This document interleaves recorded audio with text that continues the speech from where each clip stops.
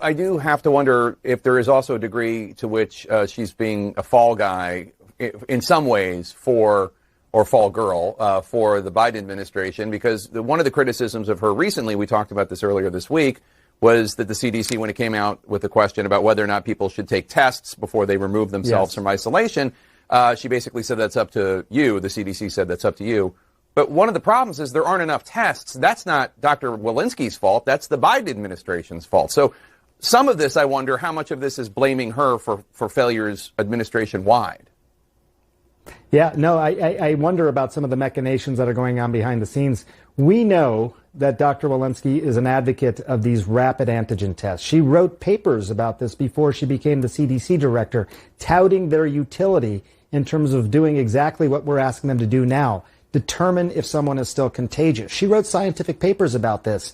So then to come out and say, look, maybe they're useful, they can be optional.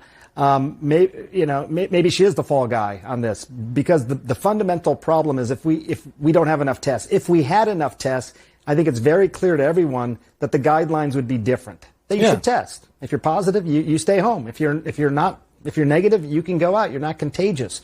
Dr. Fauci has telegraphed himself the need for more of these tests.